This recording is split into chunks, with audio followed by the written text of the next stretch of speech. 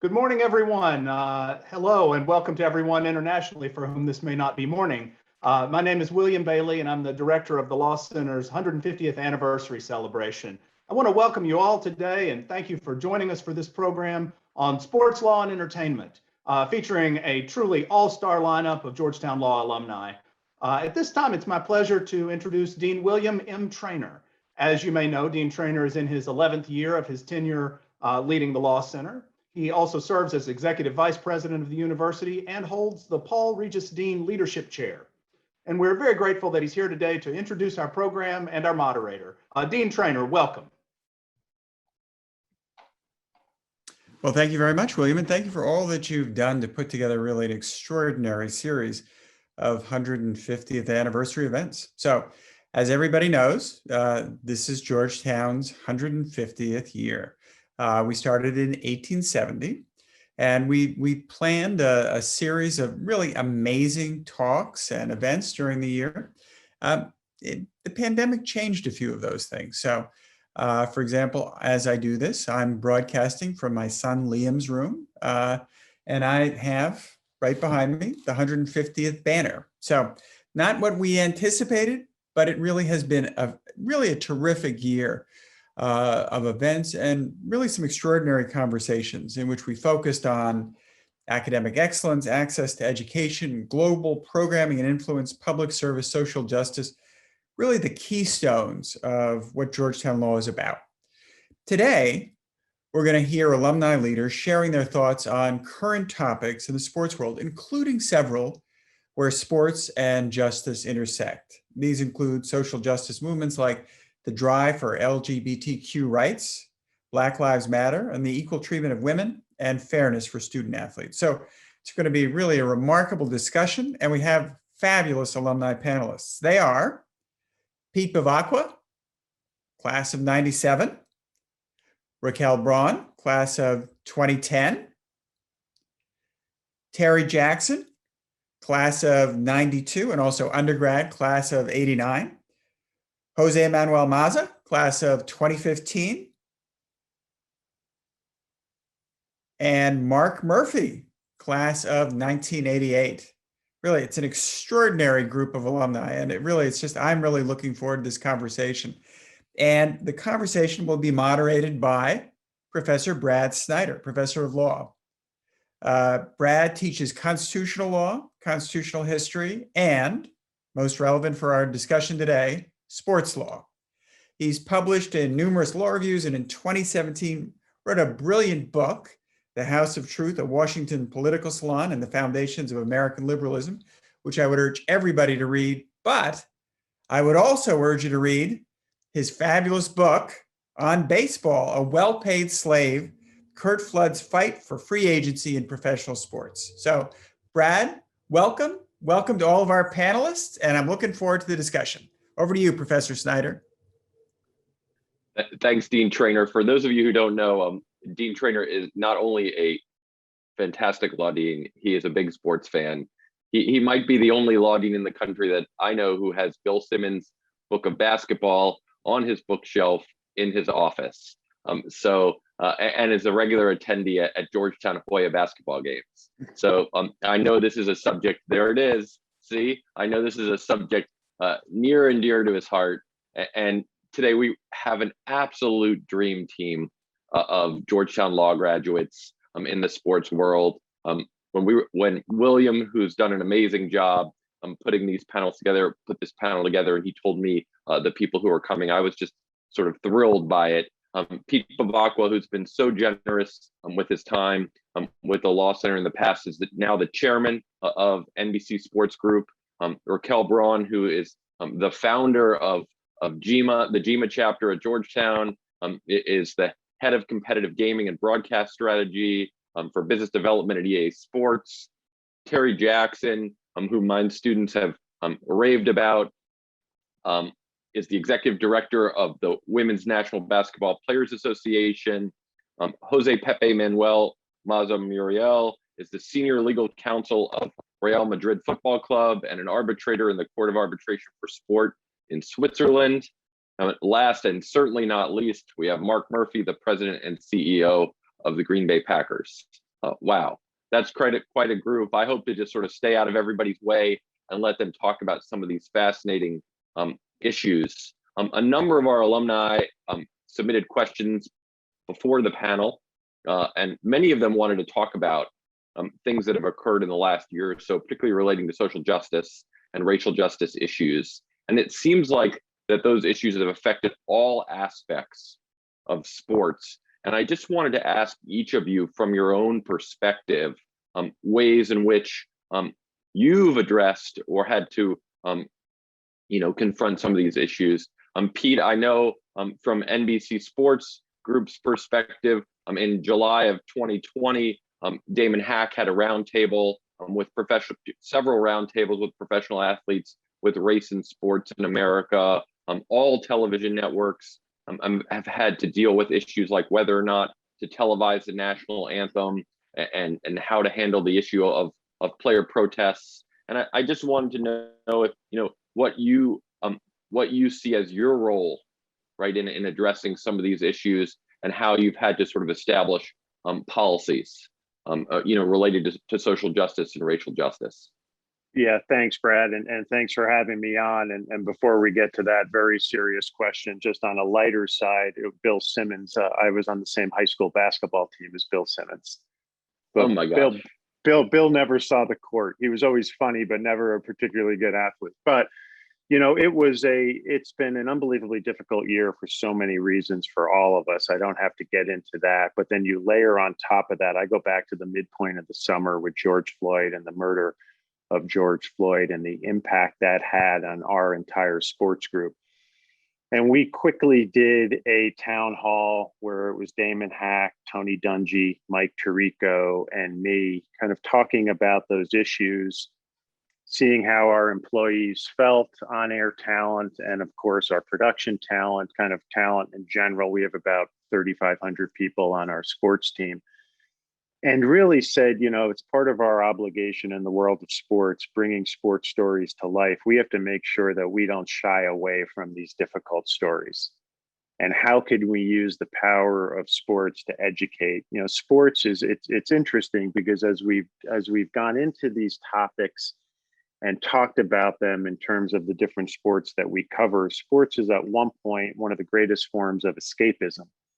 So people watch a Sunday night football game to kind of forget about everything that's going on in the world for 3 hours and to really be sucked in by the power and passion of sports. But yet it is one of the most powerful platforms to truly transcend and change and educate. And we are trying to strike that balance. So when you think about having these audiences and the impact that these stars have on people's lives and how they have really become influencers in so many ways. You think about a person like LeBron James, who's such a vocal advocate for social change. And we really have taken the responsibility on ourselves to promote those stories, to tell those stories, to use sports as a way, as I said, to educate the public. And we're thinking about how do we use the 17 days we have this upcoming summer in Tokyo with the Olympics to bring some of these stories around the world to life. We start thinking about some of the issues we're going to face as we go to Beijing for the Winter Games in February of 22. But what we have said to ourselves is that it's one of our greatest responsibilities to make sure that we, in a smart way, in a strategic way, shine the light on the social injustice issues that are really gripping this nation, and using our platform and the viewpoint and the power of the great athletes around the world to help tell those stories. And I think to the role that we have played with NASCAR and their CEO, Steve Phelps, who's obviously a business acquaintance, but also a very good friend.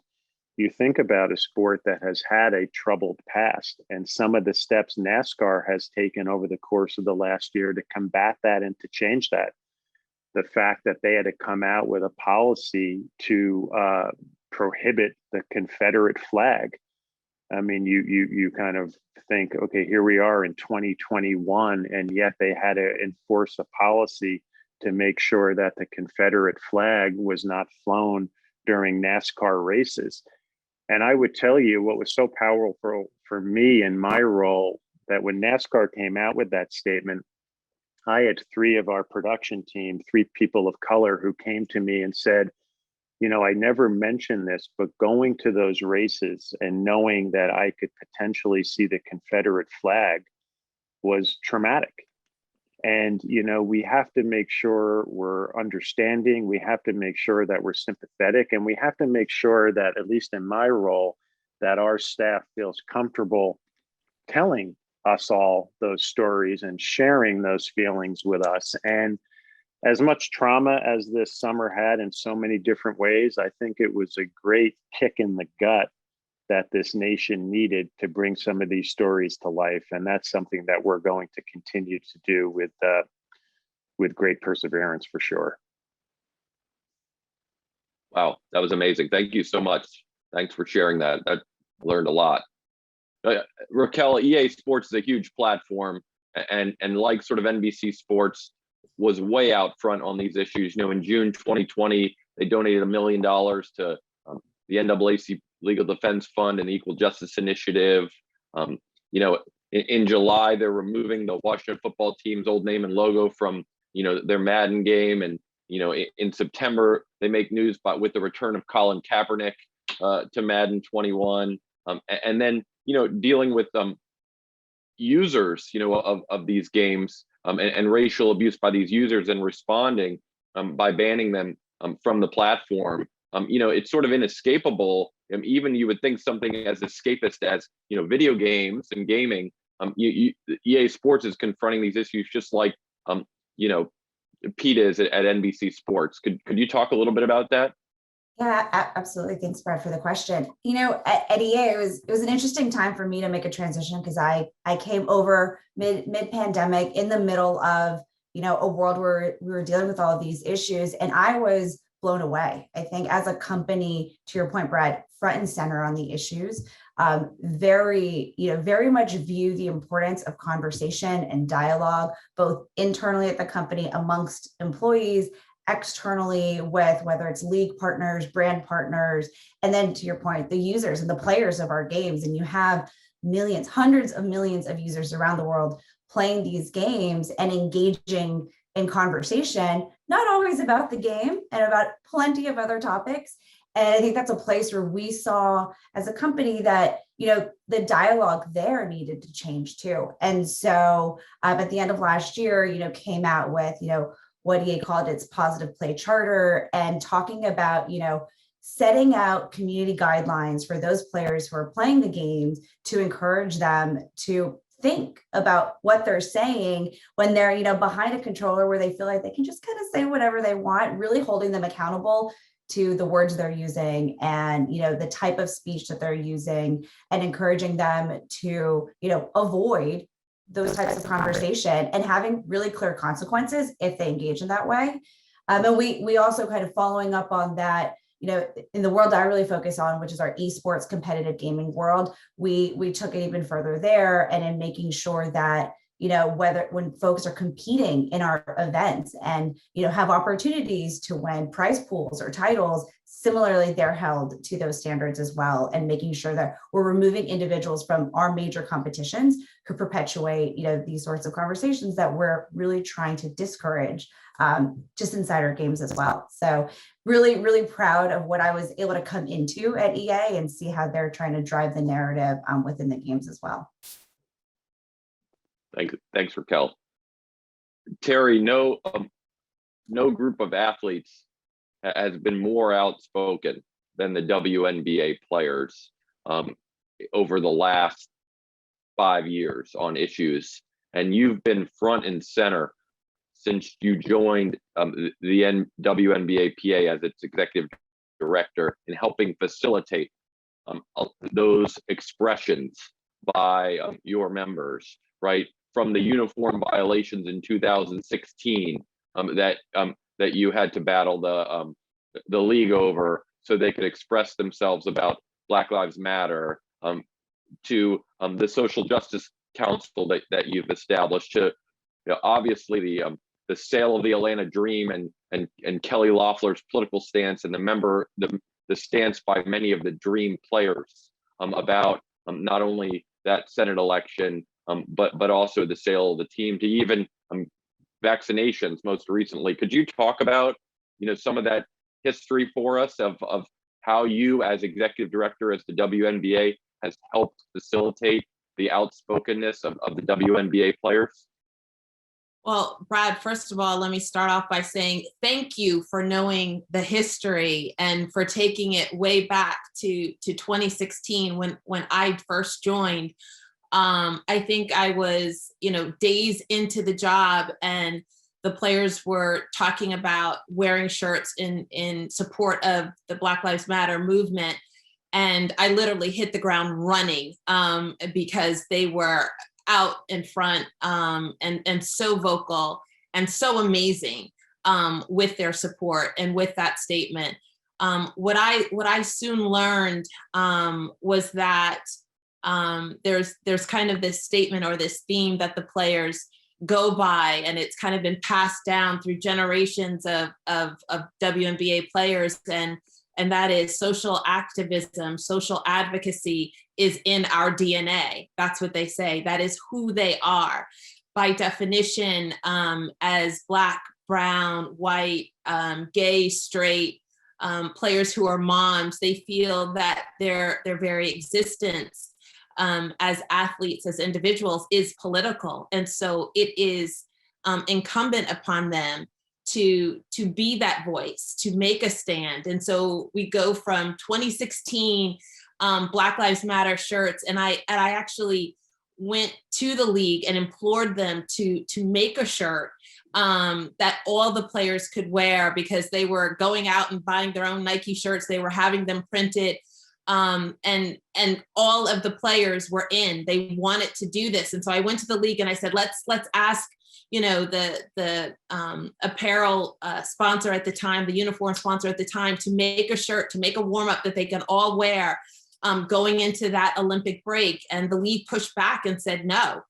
And the players, like I said, took it upon themselves to wear those shirts. And so they got fined. The fines were later withdrawn, rescinded.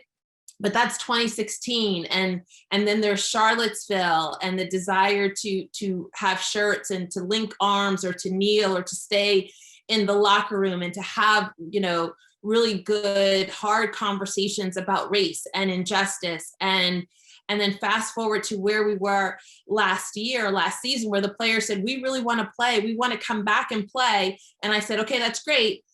I got to make sure it's safe. Like, it's still a pandemic here, but you're not taking the court until I know it's safe. But what they said was, okay, Terry, you take care of that part. But if we show up for 2020, we're doing this in the name of social justice. And you have to make sure, Terry, that when you're renegotiating at the table for the 2020 season, there is a provision in that renegotiation that talks about this is a season that's dedicated to social justice. And I was like, yes, of course. And they're like, no, don't come back unless you have that term.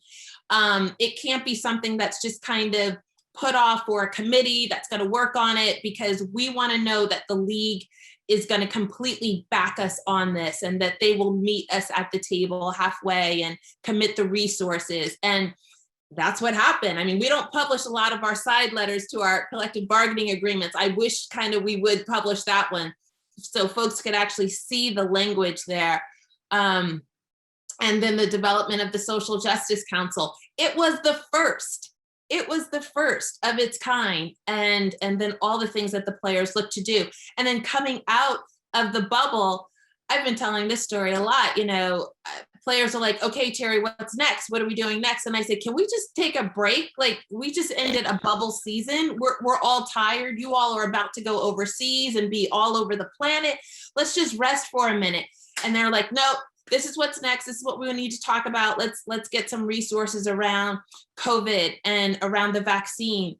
We want to be informed about this. And so our Black Lives Matter movement is going to transition into what it means to be in that Black Lives Matter movement space in the public health realm. And we're going to talk about vaccines because they are important to Black and brown underserved communities. And we are women, and we all know that women are making, we're the chief health officers for our families. We're making the decisions for our children, for our families, for our elders. So they have been incredible. So my job, quite honestly, is to lead serve. And you don't do a lot of leading until you recognize how to serve and support. And I report to the players. I take all my direction from them, and I just look to see how I can provide the advice and the recommendations, again, support them as best I can. And most of the time you see me like this, whether it's in season or off season, because I'm literally running up behind them to ensure that I can catch up with how fast they are going. They defined their social advocacy agenda for 2021. As I said, Black Lives Matter in the public health space. It will be all about COVID and vaccines. They've been very vocal on that so far. It will also be about mental health.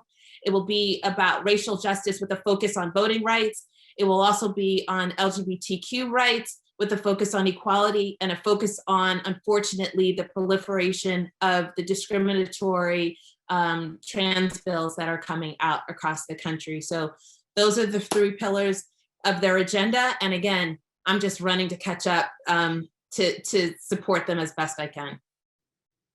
Wow, that was amazing. And, I teach in my law class, Terry, that these collective bargaining agreements are all about the money, right? It's all about how the players and the owners divide the pie. And here you are telling us about the important social justice messages that are being put into collective bargaining agreements. I learned a lot.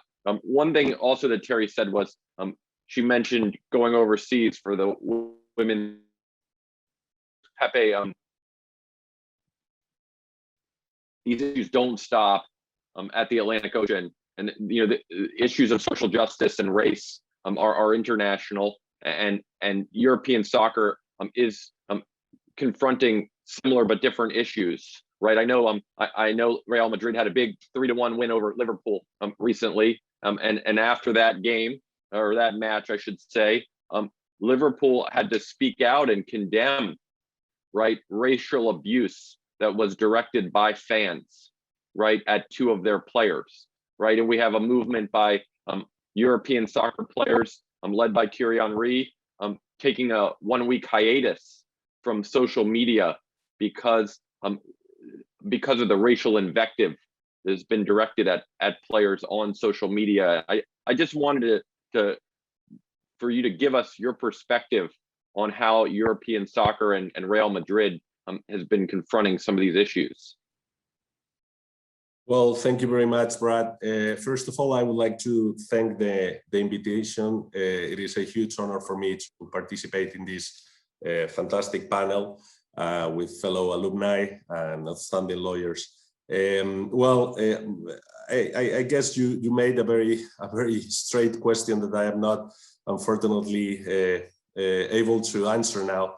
And I also want to make a disclaimer in the sense that none of the opinions that I will give today here shall be taken on behalf of my employer, of course. But I would like to start by saying that here in Europe, the fight against discrimination is one of the main policies that have been developed by all international federations in Europe, but also by clubs and of course by Real Madrid during the last decades. And in particular, when I'm speaking about federations, I want to say that football or soccer, as you may say, of course, as well. All these regulations, again, because are not only policies, but regulations come from an international level, such as the Universal Declaration of Human Rights, in particular here in Europe, coming from the European Convention on Human Rights. And for example, FIFA at an international level, or UEFA at a European level, UEFA is the governing body for soccer here in Europe.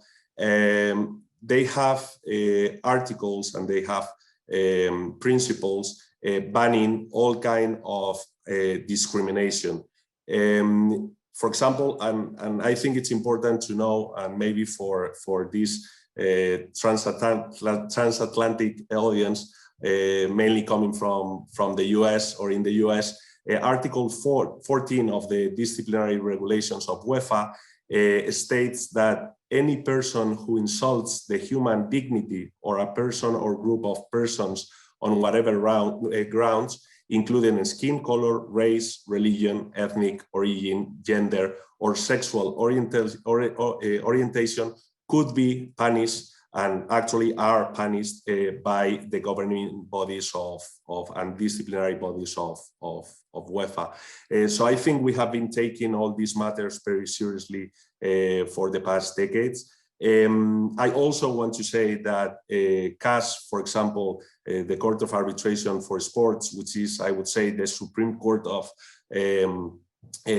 sports in Europe and in many other regions of the world. I know is not the case for professional sports in the US. They have confirmed all these sanctions by disciplinary bodies of UEFA or FIFA, in many cases. So I also want to say thank you for all the work that you in the US and all the co-panelists have been doing and are doing currently in this field. I think it's a great, I would say, then maybe we have time to speak about the pandemic, but discrimination is, of course, a global concern. And I think we all should work on together and bring the incredible sports world and family, going forward and achieving the same goals. Thanks, Pepe. I appreciate it. Mark, you are confronted in Green Bay with issues of racial and social justice right in your backyard with the shootings in Kenosha and the death of George Floyd in nearby Minneapolis. And you are super out front personally on these issues. You called on the owners to address social justice issues. You and your wife, Lori, personally donated $250,000 to social justice causes, as did the Green Bay Packers, matched that $250,000 donation. You supported the Packers and the Dolphins for staying in the locker room during the playing of the national anthem, and lift every voice and sing. Tell us a little bit about how you, as a leader of a publicly owned sports team, decided to take such a strong stand on these issues. Mark, you're muted. I know. Damn it. Excuse me. I think it happens to all of us. Being able to unmute. No, I just want to echo what others have said. I'm really honored to be a part of this panel, and it's a great group you brought together, and these are really important issues. I guess, Brad, I think I obviously have a little unique background. I'm not an owner of the Packers, but I represent our 360,000 shareholders. But my background really is on the player side. When I was with the Washington football team, I have to be careful not to call them the Redskins. I was very active in the union. I worked for the union as the assistant director for a number of years. So I do tend to look at things from a player's perspective. And I guess I would say, Brad, I think we've just gotten to a point where we've been talking about these social justice issues and racial issues, and nothing, you don't see change. And that's really, I think it kind of goes back, you remember, and he was really, I give him credit, it probably cost him his career, but Colin Kaepernick really brought these issues to the forefront. Yeah, and I remember, it's kind of crazy to think about it, but during I think the second year of that, President Trump, the players were protesting, and President Trump called on the owners to fire the sons of bitches if they protest. Like, those are basic American rights. And so it's something, and what we've really talked about is, we want, protest is great and we want to bring attention to these issues, but the key is really moving beyond protest to making progress. And, you mentioned the Jacob Blake shooting in Kenosha. That was really a flashpoint or an inflection point for us, right in our backyard. And for me, it was pretty close to home because my daughter went to high school or went to school with Jacob in Evanston, Illinois, and they were friends. And, to see somebody like that, and I don't know if people remember all the details, but basically he was shot in the back 7 times. And the next day we were scheduled to have a practice, and the whole team came together. We decided we'd cancel practice, and I met with the entire team and just talked all about social justice issues, racial issues, and it was very moving, and it was really opened my eyes. 70% of our players in the NFL are African American, and just talking about the issues that they faced, the different biases, and it can be hidden bias, but it's there and it's real, and the systemic racism in our society continues. So we really decided what kind of thing can we do to bring attention to it. And so, the other thing I give credit, it was the team really wanted to make sure we were together. And, particularly like for one of our star player, obviously is Aaron Rodgers. He's been very outspoken on these issues. And I think when you have that really helps, because he's somebody who has a lot of commercials. He's got, for him to take a strong stand on social justice issues, it's a risk for him in terms of, his marketability, but he felt strongly about it. And so as a team, we decided that we would stay in the locker room the whole season to bring attention. And, for me, it was an easy issue. This is important. We need to push for change. But you do know that it's a very divisive issue among our fans. Good thing, though, that what I see is, and the league tracks this, more and more fans it's getting to where it's more than 50, it's closer to 60% are supportive of the efforts that we're making to push for social justice change. So, and I think as time goes on, you'll see more and more change, but it's a divisive issue, and I'm hopeful with the new administration, you're going to see more progress on these types of things. Yeah, and I give the NBA credit. They're progressive. They're farther along, I think. From you to Aaron Rodgers. Yeah, excuse me. Go ahead. No, I'm sorry. I didn't mean to interrupt you. My computer's been glitchy, and so I didn't know. But it's amazing how the Packers responded, and how you've responded, and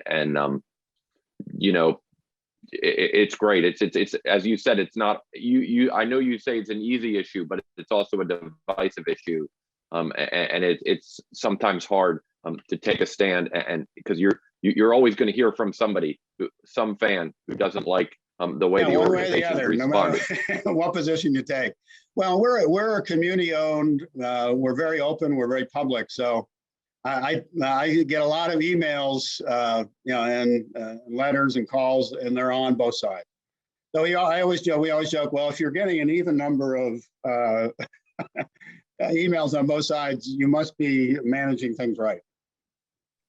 Yeah, well, a number of you have mentioned the pandemic. I don't want to ignore the elephant in the room, but I want to sort of look forward, because we not only have lawyers who are on this call, but also sports fans. And I wonder if you could tell us how you're not I know you have all confronted challenges with the pandemic in the past year and a half, but I'm sort of interested in sort of a more forward looking, what kind of challenges are you dealing with that are coming up on the horizon? Pete, I know, we've got the French Open that was delayed a week. You've got this little event called the Tokyo Olympics coming up this summer. And, when are we going to, are we going to see fans at these events? Is it going to affect how we view them on television? What sort of things have you been confronting, sort of in trying to plan for the future? And I know it's hard to plan for the future, but these are, multi-billion-dollar events, some of them, and I'm sure you're working 24/7 to make sure that to provide people with the best possible television experience. Brad, yeah, absolutely. First and foremost, we've kind of told ourselves over the course of this last year, we have to put the safety of our people first. So that we always started, with that premise. How do we keep our people safe that are traveling all over the world? And it's been difficult. And I go back to the beginning of this a year ago, where sports shut down, as everybody on this call knows, and certainly the people on this panel. And then we were a bit fortunate because two of the sports that came back first were the PGA Tour, which is one of our partners, in NASCAR. And when you think about it, those are two sports that are kind of easy to watch without spectators. In a race, you have the sounds of the engines. In a golf event, you could focus on the players on the golf course in 18 different stages. Where it became more difficult, and I think a little bit more noticeable, obviously, and I look to Mark, who knows this better than anybody, but when you start having NFL football games and college football games and our NHL season, and at the regional level, all of our NBA games, that became difficult, and it was noticeable, but people dealt with it. And I think there was almost just an appreciation that at least live sports are back, and there was a certain charm to it. I think about Jimmy Fallon, when he was doing his show from his house, people were just glad that he was doing his show. And when you watched a Sunday night football game with the Green Bay Packers, yeah, it's different because you'd like to have 75,000 screaming Packers fans. But you know what? How about hearing Aaron Rodgers at the line of scrimmage calling these audibles and the intimacy that provided? So we learned some real lessons out of necessity over the course of this last year. We were creative out of necessity. We were granted access to the athletes that we otherwise probably would not have been, because the leagues understood that we had to do things differently. And we'll incorporate some of that as we move forward. So I think we got smarter and better over the course of this last year. Now, you want fans back, you want spectators back. I think our preparations for Tokyo are a perfect example. In a normal year, if the Olympics had been last summer, we would have had 3,500 people in Tokyo working on the Olympics. This year, we'll probably send 1,200 to Tokyo, and we're going to do the rest from Stamford, Connecticut, and 30 Rock in the city. And so we've recreated how we go about bringing live sports to the public. And we realized, you know what, you can do a lot more from home, and you can keep people safe, and you can travel a little bit less, and you can keep costs down. And we've experimented with crowd sound, and we've used analytics and data more than ever, and people really seem to be responding to that. So I like to think that, but for this year where we were forced to do things differently, we probably would have just continued doing things the same way. So we'll take some really valuable lessons, again, that we learned out of necessity, and incorporate those going forward when the world gets back to normal. And I think we're going to be better because of it. Wow. Raquel, EA Sports has had benefited from the pandemic, unlike, like television, right? Like televised sports, EA Sports has really benefited. Tell us some of the neat things that you've been able to do during the pandemic, including one of my favorite pandemic television shows. Tell us about some of that stuff. Yeah, and I guess I'll give away the punchline on your favorite show. It's one of mine too, over the pandemic, Ted Lasso. And funny how it ties to Pete and NBC. But I'll get to that one second, because I think for me, one of the first things I got to work on when I came to EA, and to Pete's point about remote production, I transitioned from Fox Sports to EA Sports. And so seeing all of a sudden people producing shows from their garages and doing things in a very different way, I think that we will absolutely see having a lasting impact going forward, because it's taught so everybody from traditional media broadcasters to our broadcast team at EA Sports how to be quick and nimble in a very different way than a lot of us were used to being pre-pandemic. But for me, one of the cooler events we got to do was the Pro Bowl. So, the Pro Bowl is, one of the bigger events, we see in sports from an NFL standpoint every year, bringing together, the best players from across the league. And this year you couldn't do it live or live in person.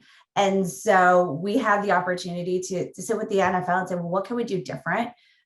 We know that, as sports generally, where everybody's constantly trying to figure out how do we get to our younger fans? Well, we know where a lot of them live, and that's in video games. And so having the chance to take a real live event like the Pro Bowl and marrying it with Madden NFL football, having Madden players getting to help finalize rosters and, playing the Pro Bowl with the Pro Bowl players, but in the video game, something, had you asked me a year ago, I thought would have never, I think most of us would say, no way that'll ever happen.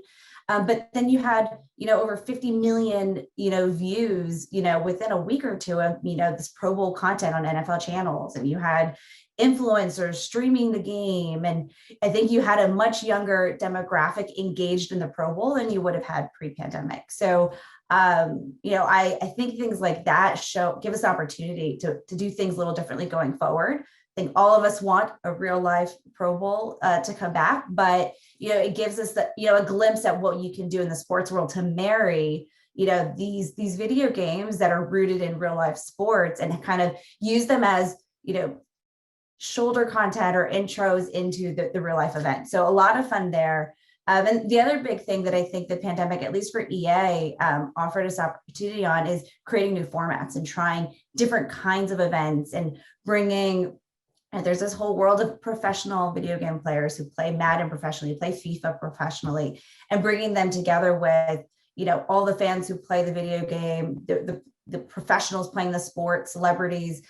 So we did a 2-part show this past month called FIFA Face Off that took celebrities, professional FIFA players, and the contestants from around the world playing each other in this kind of head-to-head matchup. And when we're looking at the celebrities, again, looking at, who's attracted to a younger audience, a diverse audience. And so we had a very music-focused first episode with Becky G and Nicky Jam and the banter and having, a female player who won the show and was really excited. It was a really cool experience. And then episode 2 was phenomenal. We had Trevor Noah playing Jason Sudeikis and Brendan Hunt, who were in their Ted Lasso characters. And so all of the lawyers on this call will fully appreciate the clearances you have to go through to have actors in character on a TV show. But it was phenomenal. It was hilarious. If you haven't watched it, I highly recommend. It's on YouTube.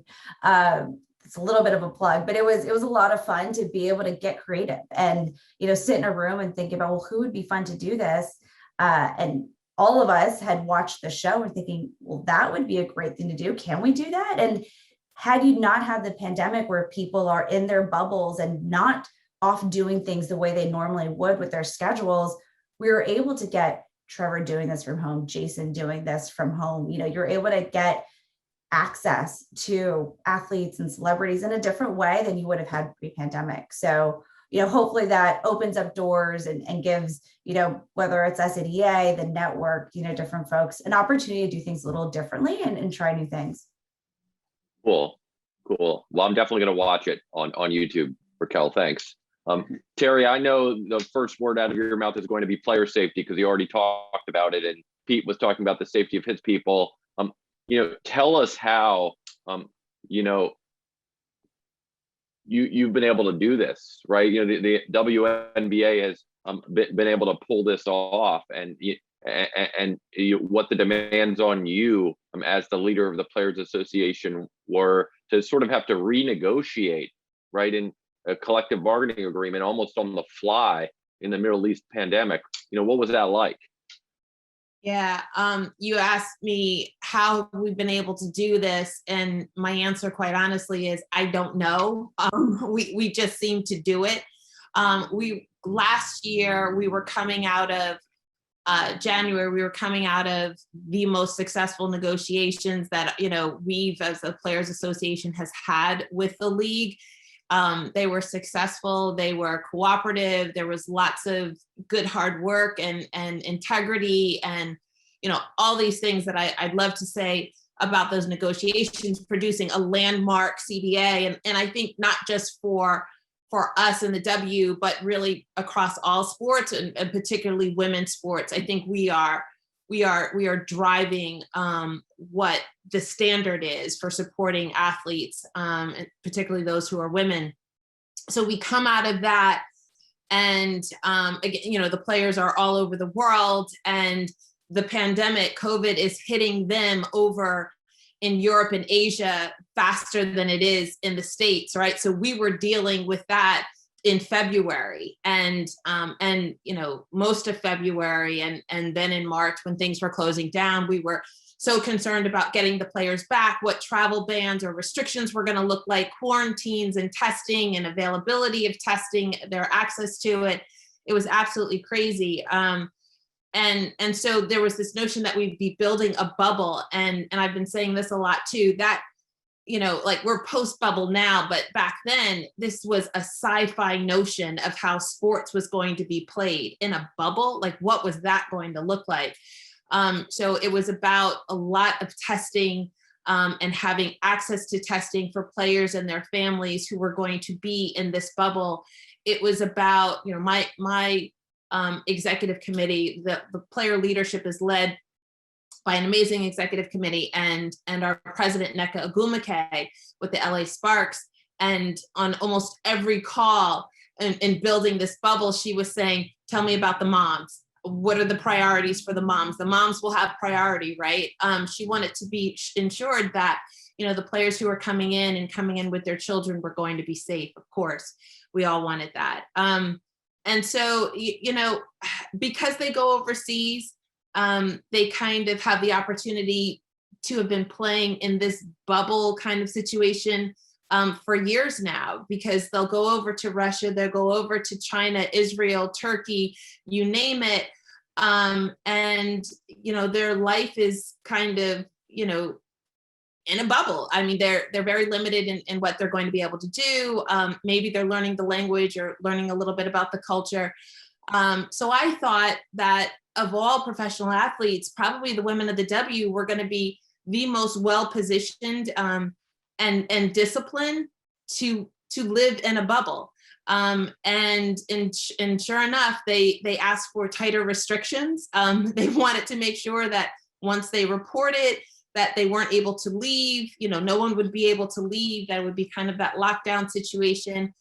And so our bubble was probably tighter. I don't know if everyone knows, but I'm the wife of a former player. My husband and I are proud parents of an NBA player. Our son plays with the Memphis Grizzlies. And when they were going back to their bubble, I was kind of comparing health protocols, and I was like, I kind of wish he was going to our bubble, because I know he's going to be.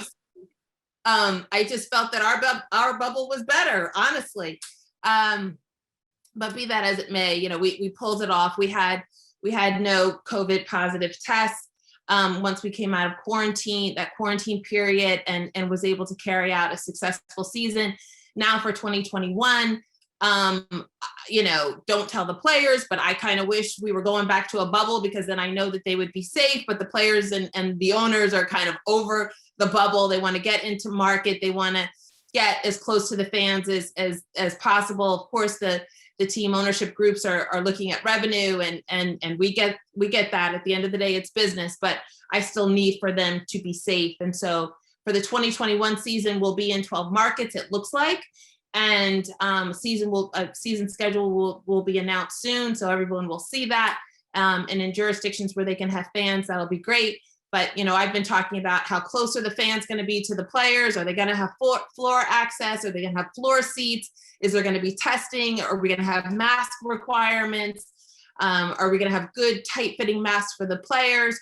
Our players travel commercially. Are they going to have goggles? And I mean, it's a whole lot of stuff. It's a whole lot of layers. And it's just something that you have to stay on top of, and you have to communicate often to the players so that they understand what's going on, and so that they can continue to be as nimble and agile as they need to be, because they know that we're following the guidelines of the CDC and things will change. And we're going to monitor, what life is like in the different markets that they're traveling to. And so things might get a little tighter or they might get a little looser. But as long as we have that constant communication with them, we'll do a good job. And I think we'll have another successful season. But again, how do we do it? I'm not even sure. I just know that we do it. Well, I'm going to just ask our guests to, we're running a little bit of overtime. I want to get to Pepe before we're going to have a special award presentation. I just want to ask if you just stay for our guests who are in online for an award presentation before we have that presentation. I just wanted to ask Pepe because, I've been reading about La Liga and what's been going on. Bundesliga obviously was one of the first professional sports leagues to come back during the pandemic. La Liga started back up when that pandemic was raging in Spain. Could you sort of tell us like what that's been like, restarting a league in the middle of a pandemic that was not under control at the time, and successfully being able to restart your league? I mean, can you tell us about that? Yeah, sure, Brad. Well, as Pete said, for us here in Europe and in particular, working in a club and together with the federations or the competition as La Liga, health and safety, was first of everything. And at the beginning of the pandemic here in Europe and in Spain, I would say by mid-March, we closed the stadiums, we shut down, we suspended the competition.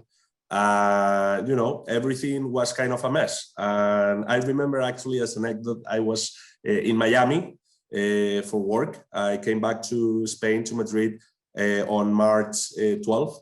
And Spain was shut down and locked down on March 14th. So it was kind of course, about my personal health and my beloved ones.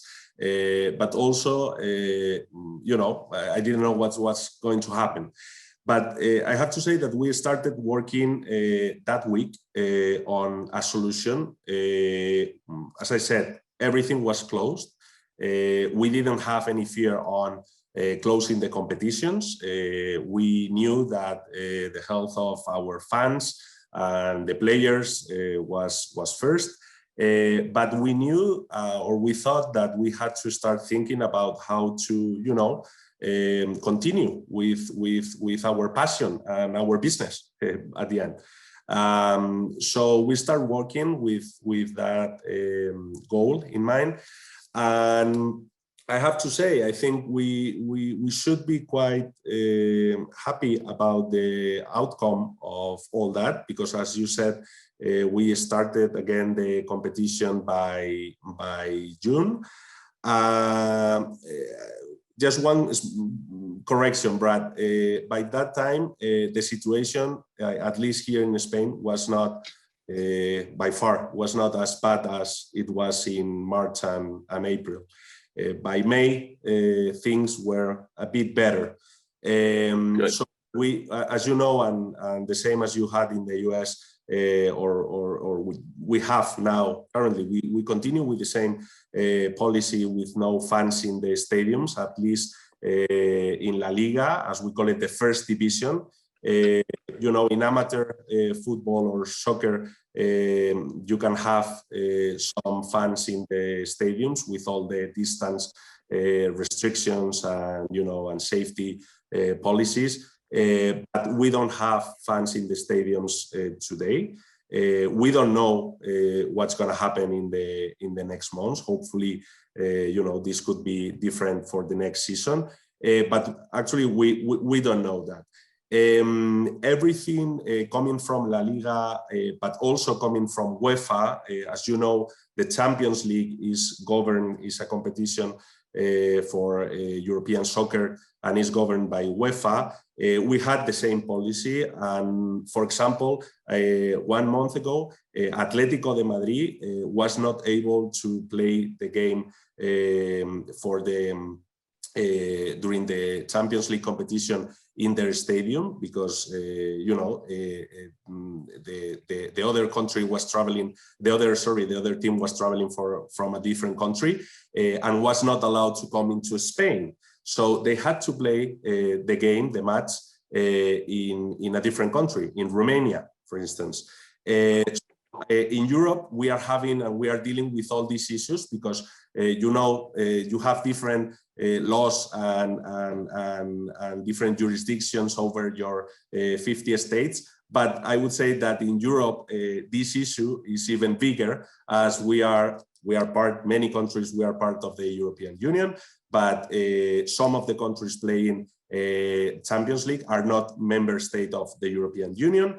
And at the same time, the countries, they have their own restrictions and policies on this issue. So it has been kind of a mess, but I want to congratulate the European sports and professional football world in this sense, because I think we have been able to provide fans with their passion. And we still with some huge challenges, but we will continue working on that path. And just, I don't want to I know we're running out of time, but from a legal perspective, I don't know if we're going to have time, Brad, to talk a little bit. But it was kind of a challenge as well to deal with all contracts terminating on, by the end of the season, that for us is on June 30, when on June 30 the competitions and the seasons were not ended. So I just want to briefly send that message, because from a legal perspective, I think it has been quite an interesting time. Well, I'm happy to continue the conversation for anyone who is able to stay afterwards, but I think we're on the award presentation of our event at this point, and are a little over time. But I would vote that next year. I would vote next year to have this conversation in Madrid. That's just my own personal preference on that. It would be fun for me, and I'll fish for that invite. Raquel, I'm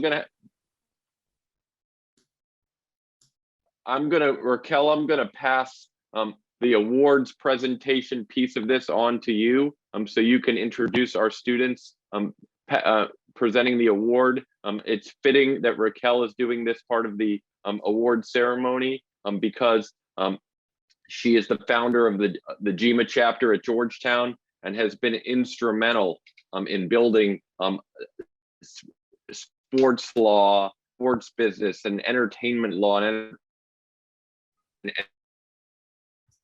building interest and cultivating that interest among our students. So take it away, Raquel.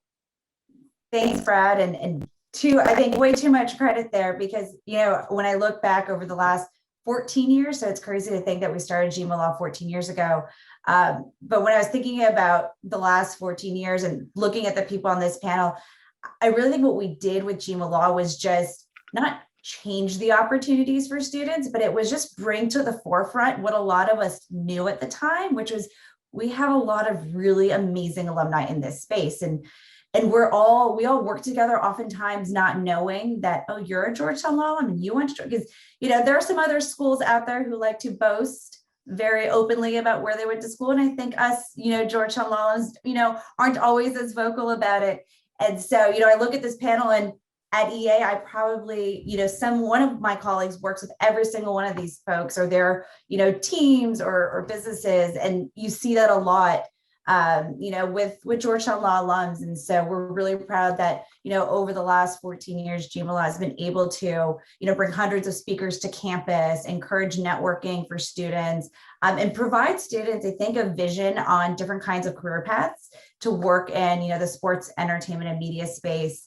And one of the great things we've been able to do with GMA Law over the years is annually provide an award to an alumnus. We've included presidents of teams, we've had owners of teams, we've even had one of the many shareholders of the Green Bay Packers receive the award. So I think it's very exciting for me to be able to introduce Becky and Akshay, who are both the co-presidents of GMA Law this year, to introduce this year's award.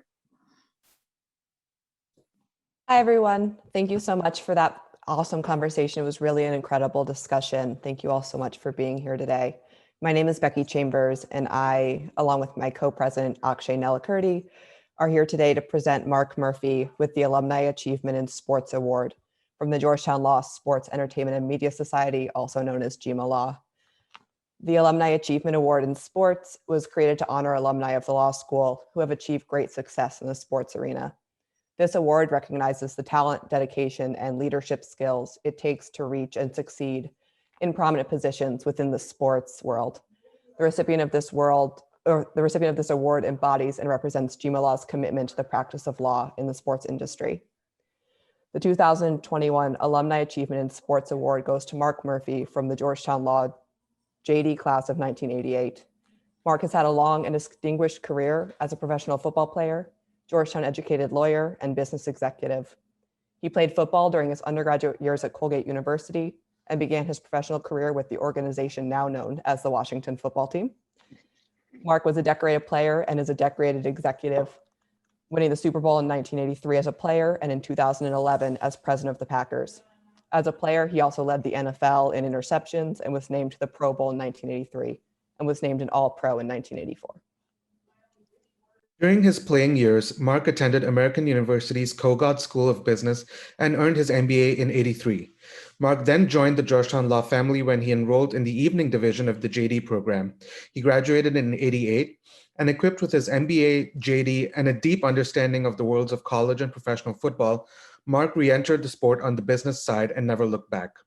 In 1992, he returned to his undergraduate alma mater as the athletic director for the Colgate Raiders.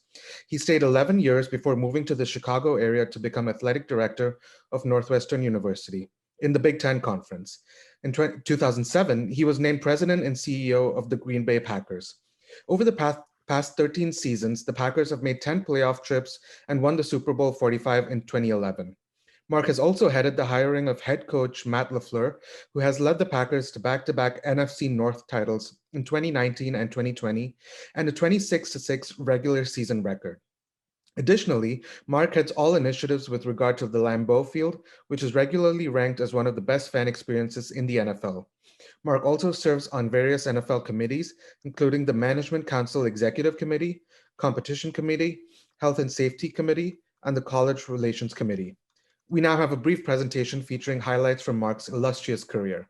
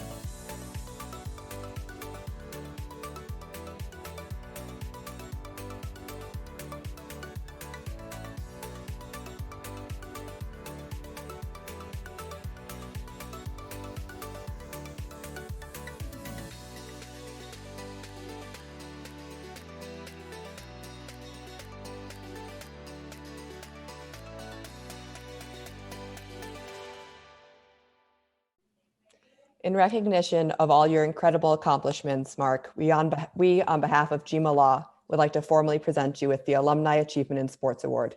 Thank you so much for being here today, and congratulations. Well, thank you. I did not know that you had a video put together. That was, I really, and you got a lot of it's funny. I played in a lot of games and was very fortunate in my career, played 8 years. And one of the most memorable games I played in was here at Lambeau Field. And it was the Redskins. I have to watch myself. The Washington Football Team lost to the Packers, but funny, it was probably the Packers' greatest win in a 20-year period. And my first day on the job with the Packers, I took a tour of Lambeau Field, and there were 3 or 4 places where they had photos and plaques about that game. And I was like, so my life's kind of come full circle, but I'm really honored. I want to thank Rebecca and Akshay for your kind comments, and Raquel as well. I would say for Raquel, one quick thing. I think you might be onto something with the future of the Pro Bowl. I think the Pro Bowl is something that it's been harder and harder to get players to play in it, and we might be onto something. And and then the quality of the game is, it's like a touch football game. So and so many of our players love to play EA and other sports. But I'm really honored. I just thought I got so many people that I want to thank. Probably first and foremost, my wife. She's been my partner. My wife Laurie. She's been my partner through everything. And I know the people that work in athletics, particularly in team sports, understand this. The transition from being a player to the next part of your life. I mean, in the NFL, the average career is 7 years, and the average career is about 3.5 years. It ends quickly, and sometimes the longer you play, it makes that transition more difficult. And I look back on it. Georgetown was really instrumental in helping me make that transition. I played 8 years in the league, and when my career ended, I shouldn't say the Redskins ended my career. It usually never ends the way you want, but I wanted to keep playing. But I had been accepted to law school, and also had a job offer from the Players Association. I give a lot of credit to Gene Upshaw, who was the executive director then, and had done so much for players over the years. But so right away I had something that I could step into.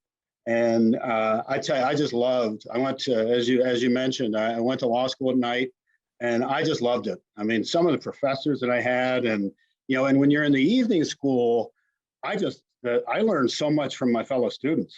And a lot of people had really fascinating jobs on Capitol Hill and different. So it really opened up a whole world for me. I do want a couple professors that really stand out. Professor Gustafson, I thought, was outstanding. And one of the things that was really, really beneficial to me was I was involved in the street law clinic. And I know Rick Rowe, just a great program. And so I taught street law at Lorton Penitentiary. And it's something that really opened my eyes to the issues that we face with the criminal justice system. And I'll forever grateful to Professor Rowe. Another person I want to give thanks to is a man named George Cohen, who some of you may know. Brilliant, great lawyer in Washington, D.C. He's kind of been a mentor to me over the years.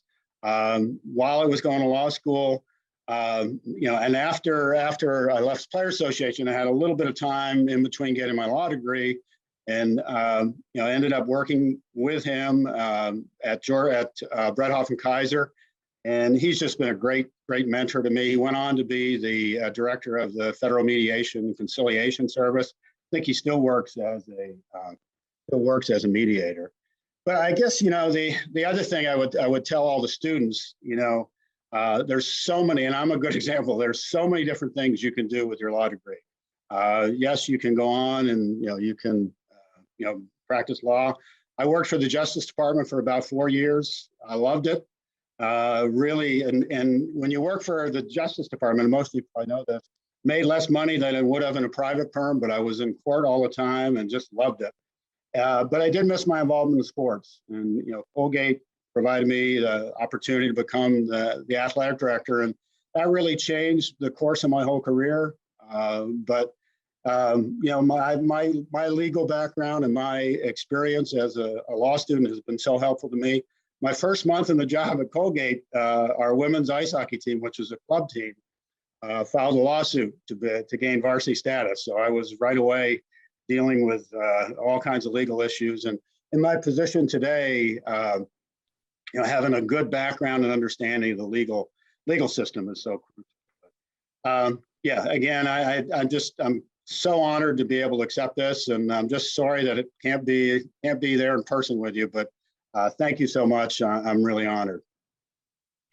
Mark, thanks so much for that. You and Pete and Raquel and Terry and Pepe not only have been so generous in being with us for over an hour now, but you really all represent the best that the Georgetown University Law Center has to offer, and just shows, I think, the students the possibilities of people who love sports and want to marry their love of sports with the law, and have just had amazing success and a willingness to share what they've learned with the larger community. We can't thank you enough. Thank you for being on this panel today. Thank you so much for what you've done for the Law Center, and for your continued involvement with our students and our alumni. Thank you, everyone. If you want, anybody who didn't have the time to watch this entire presentation can watch it again on the Law Center's video channel. So never fear, if you missed part of this, you can jump on later and watch. Thanks again to all of our panelists. Thanks to Akshay and Rebecca and Raquel for co-hosting, and William and Matt, Khalees and Dean Trainer for this 150th anniversary event. Thanks again. Thank you, Brad. Bye, thank you.